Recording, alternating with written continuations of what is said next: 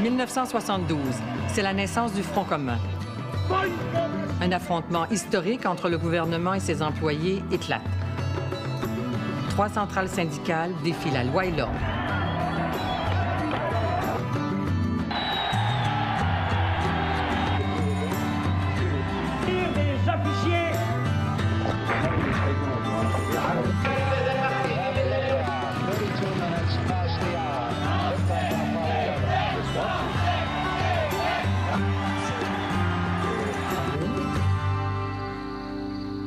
Ici Anne-Marie Dussault, bienvenue à Tout le monde en parlait.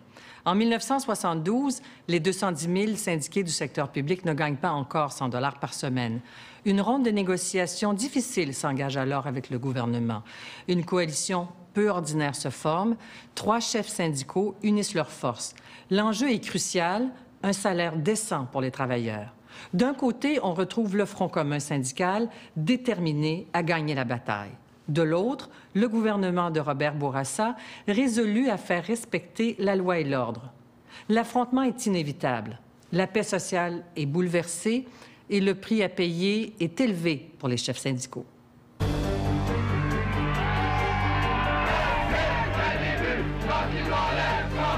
D'aller jusqu'à la grève générale limitée si requis.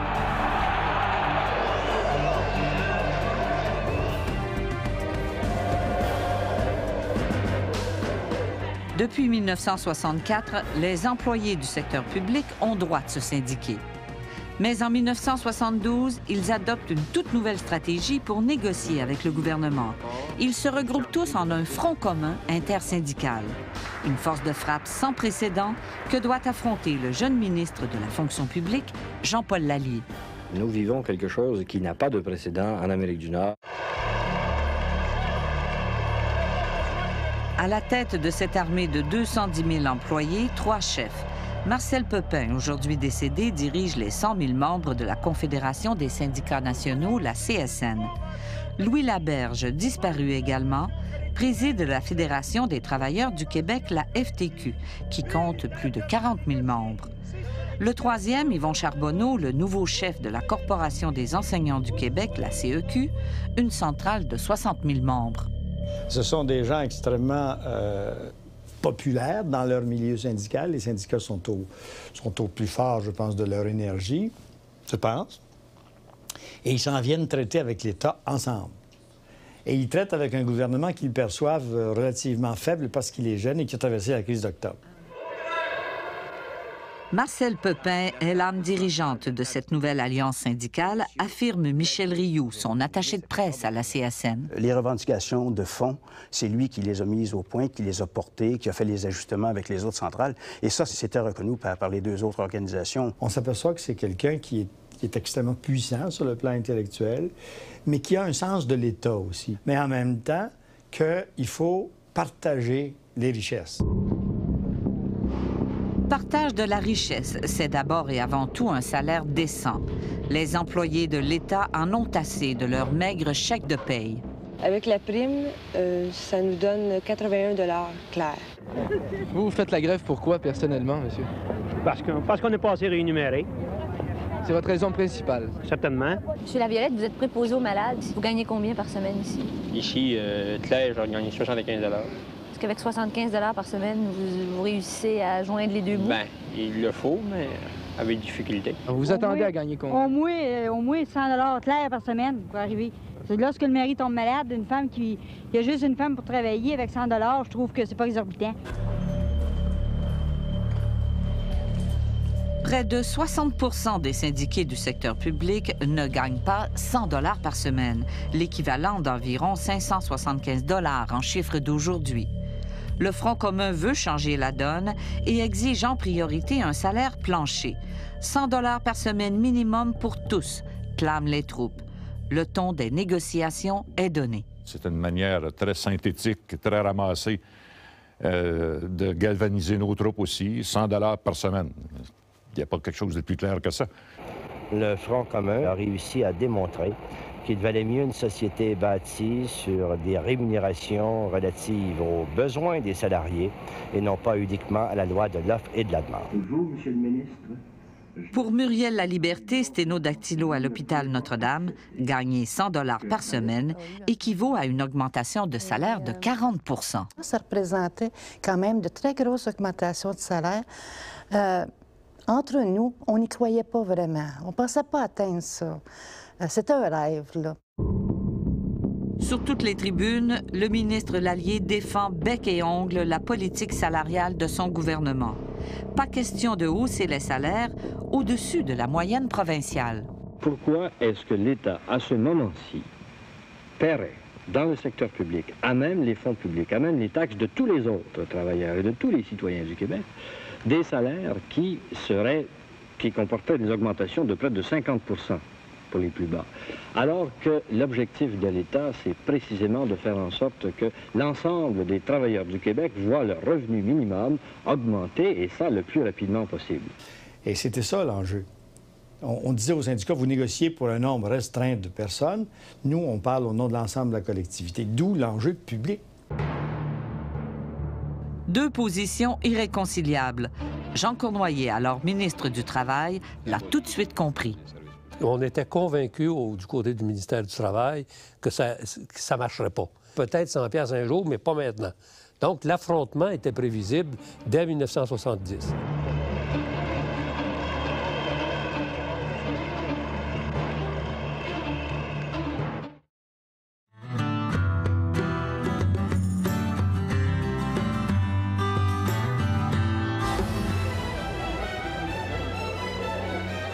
Un affrontement prévisible aux conséquences imprévisibles. Depuis des mois, les négociations entre le gouvernement et le Front commun piétinent. Une grève légale de 24 heures est prévue le 28 mars. Tous les services publics risquent la paralysie. Vendredi prochain, à moins qu'il y ait un changement du côté du gouvernement, ce que j'espère d'ailleurs, il y aura une grève générale. Avant même un seul jour de débrayage, le ministre de la Justice, Jérôme Choquette, se tourne vers les tribunaux pour faire interdire la grève. Il n'y a pas de droit absolu. Dans ce cas précis, il appartenait au ministère de la Justice d'être comme le moteur, parce que ce qui était le plus primordial, c'était de sauvegarder l'ordre public et en même temps protéger les malades. Quand on a demandé l'injonction en fonction du Code du travail, l'article 99 de l'époque, c'est qu'on croyait comme gouvernement que la santé et la sécurité du public étaient mises en danger. Quelques jours après cette grève de 24 heures, des injonctions sont accordées. La grève est interdite dans une 50aine d'hôpitaux pour malades chroniques et malades mentaux. Et ce, jusqu'au 9 juin 1972. J'ai été consulté par le ministre des Affaires sociales de l'époque, M. Claude Castonguay. Et là, on a vu qu'est-ce qui se dessinait, c'est-à-dire une grève générale. Alors, ça posait un problème. On a eu recours à des injonctions. Le 10 avril, outré par l'attitude du gouvernement et du ministre de la Justice, les 210 000 syndiqués du secteur public et parapublic défient les injonctions et entrent en grève. 1 million d'écoliers sont en congé forcé. 75 % des lits d'hôpitaux du Québec sont inoccupés. Tout le monde avait l'air de nous supporter. C'était la sensation qu'on avait. Autant dans nos familles, tout ça, puis les gens disaient « Allez-y, allez-y les jeunes, puis foncez! » Jeunes, idéalistes et déterminés, les troupes endossent avec ferveur des enjeux qui dépassent largement le secteur public. Je pense que c'est une lutte pour une meilleure répartition de la richesse, en fait une lutte pour la justice, pour l'égalité. On se voyait comme des agents de changement. Tout le monde comprend que il peut y avoir un effet d'entraînement. Les salaires gagnés dans le secteur public seront ensuite l'objet de comparaison pour le secteur privé. Et de ce point de vue-là, c'est une lutte, c'est sans doute la lutte à connotation sociale la plus forte et la plus importante que le Québec a connue. Le gouvernement Bourassa est sur les dents. Il affirme que la situation dans certains hôpitaux psychiatriques, particulièrement l'hôpital Saint-Michel-Archange à Québec et Saint-Jean-de-Dieu à Montréal, est alarmante. Le rapport du Conseil au Conseil des ministres par le ministre de la Santé de l'époque était à l'effet que c'était un désastre dans les hôpitaux, particulièrement les hôpitaux psychiatriques. Encore aujourd'hui, les syndiqués affirment quant à eux que tout était sous contrôle. Ils ferment toujours un tas de lits dans ces périodes-là. Alors, il y avait suffisamment de personnel pour répondre à toutes les urgences qui survenaient et tout ça. Là. Nous avons offert des services essentiels. Et ils ont refusé catégoriquement. Il y avait des équipes spéciales quand même qui voyaient à l'essentiel. Même si ça ne s'appelait pas service essentiel, il reste qu'il y avait quand même place pour la raison à un moment donné dans tout ça. 10 jours de tumulte. Les injonctions sont sans effet. Le gouvernement estime qu'il n'a plus le choix et adopte d'urgence une loi spéciale ordonnant le retour immédiat au travail. Que la partie devient juge, où se trouve la négociation possible. En cas de désobéissance, des amendes de 50 000 $ pour les chefs et de 250 $ pour les officiers locaux sont prévues. Les troupes syndicales sont essoufflées. Les chefs s'inclinent. Nous avons décidé de recommander aux membres du Front commun de retourner au travail, tel que prévu dans la loi. Ceci étant dit, ce n'est pas la fin de cette lutte. Vous savez, quand ils ont annoncé que, bon, là, il fallait retourner au travail, on a eu une assemblée syndicale et tout ça, et il y avait de la colère, il y avait de la rage. Il y a des gens de peut-être 35 ans, 40 ans, 45 ans qui s'exprimaient avec colère et puis qui disaient que c'était des mesures despotiques et que ils sentaient que Duplessis était revenu, des choses comme ça. Personnellement, moi, je ne retourne pas. Malgré l'amende de 250 $ par jour. Je veux rien savoir d'eux autres. On fou, je gagne même pas 100 $ par semaine, Claire. Ils me mettront en prison, c'est tout. Si tout le monde se tiendrait à la main, le gouvernement il serait renversé. Parce que franchement, pour ça, là, lui qui n'ait pas d'autres élections parce qu'il va débarquer de là, ça fait. C'est pas les syndicats qui nous ont élus, c'est le peuple qui nous avait élus. En conséquence, nous étions l'arbitre du mieux-être ou du bien-être des contribuables québécois. La loi spéciale ne règle pas les conditions de travail. Pour ce conflit sans précédent, Radio-Canada bouleverse sa programmation et diffuse un débat entre Jean-Paul Lallier et Marcel Pepin. C'était le vendredi, je me souviens, prime time, comme on disait dans le temps, 8 heures. Je ne l'ai jamais revu, ce débat-là. Nous avons accepté de négocier à la table centrale 4 questions. La question des salaires, la question de l'assurance salaire, la question des régimes de retraite et la question de la sécurité d'emploi. Si M. Lallier considère comme moi là, que vraiment une question de 100 $ par semaine, ça ne remet pas en cause toute la société. Hein, ça, oui, ça remet en cause. Ben voyons donc, M. Lallier, il ne faut pas exagérer non plus. Une joute civilisée. Mais en dépit du retour au travail, la machine judiciaire, elle, ne s'arrête pas. Le 8 mai, coup de théâtre. Les tribunaux accordent gain de cause au ministre Jérôme Choquette.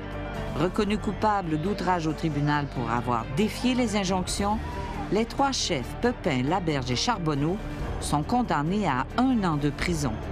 Une quarantaine d'officiers locaux écopent d'une sentence de 6 mois d'emprisonnement. Toutes les négociations sont compromises.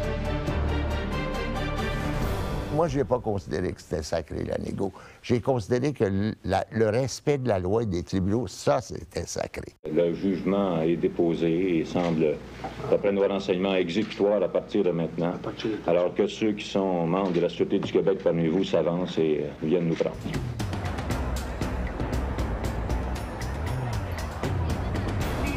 Le cabinet Bourassa et au premier chef le ministre de la fonction publique sont dans l'eau chaude. La grogne syndicale reprend de plus belle. Dans le fond, ils ont créé 3 héros. C'est ça que ça donnait, finalement.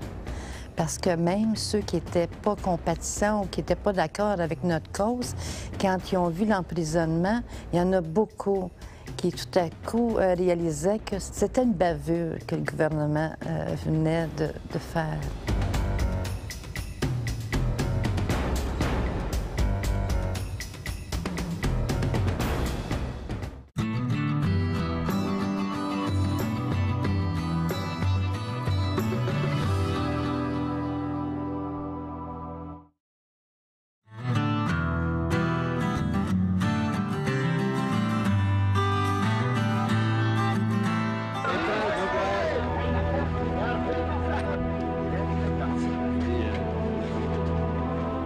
chers amis, si nous allons en prison, c'est parce que nous avons gagné. Tant que je serai chef de gouvernement, il n'y aura personne au-dessus de la loi. Et ce ne sont pas les menaces qui me sont faites actuellement par les 3 chefs syndicaux qui vont ébranler ma détermination et ma fermeté et mon acharnement même à faire respecter la loi. On va dire une chose, on se coalise toutes de jour.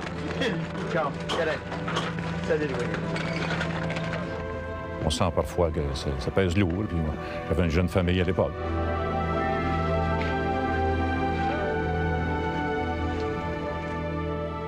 C'est un coup de massue, c'est sûr, qu'un pays civilisé comme le nôtre, qui met 3 de ses dirigeants syndicaux puis 40 autres derrière les barreaux, la façon dont ça peut être interprété à travers le monde, c'est que nous ressemblons plus au Chili qu'à la France. C'est un peu embêtant pour un gouvernement d'être placé dans une situation semblable.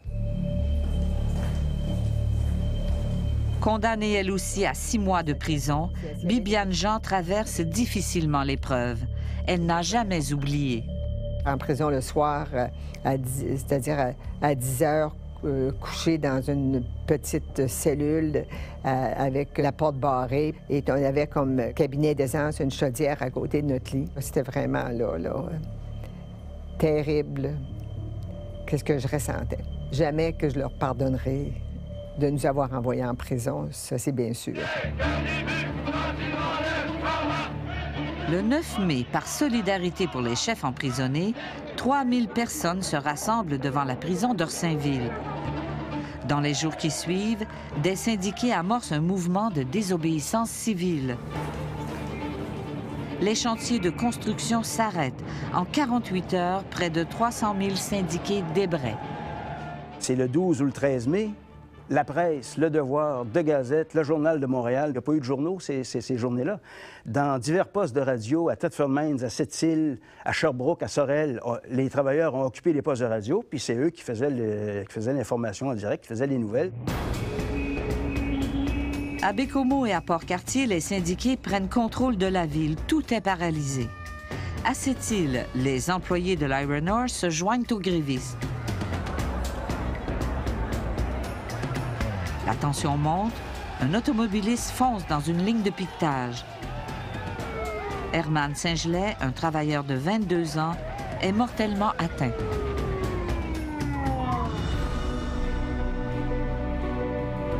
De jour en jour, le climat social se détériore.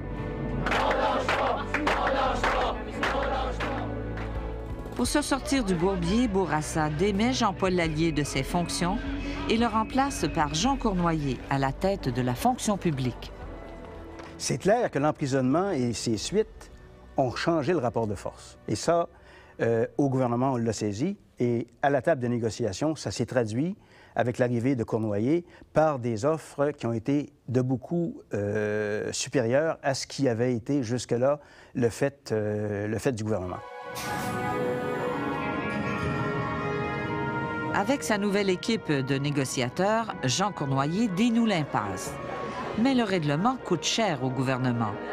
Le coût de la vie est à la hausse, l'indexation des salaires s'en ressent.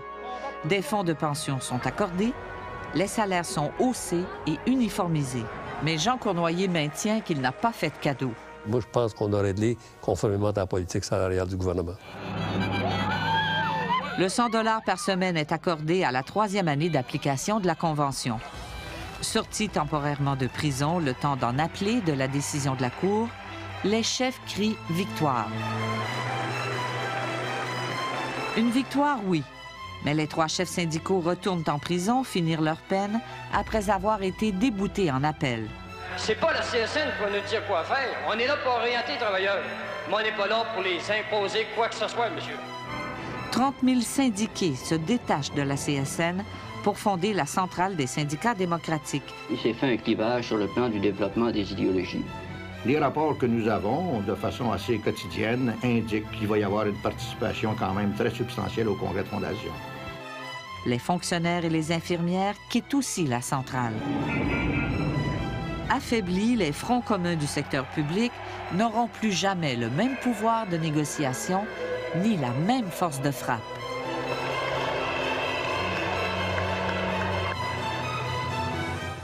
Le Front commun de 1972 est unique dans l'histoire syndicale du Québec. Par la suite, les Fronts communs n'ont jamais eu la même force de frappe.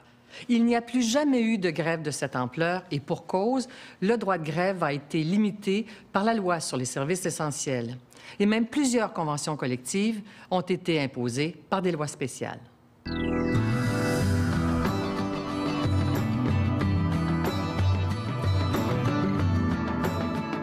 J'ai 18 000 $ bruts comme fonds de pension. Heureusement qu'en 72, qu'on s'est battu pour en avoir parce que j'en aurais pas eu.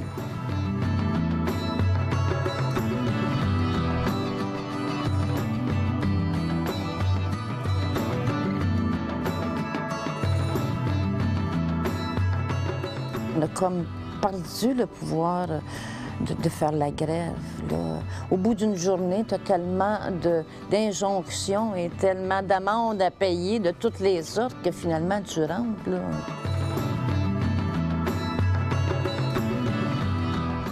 Service essentiel, c'est extraordinaire, mais c'est l'exercice hypocrite d'un droit de grève.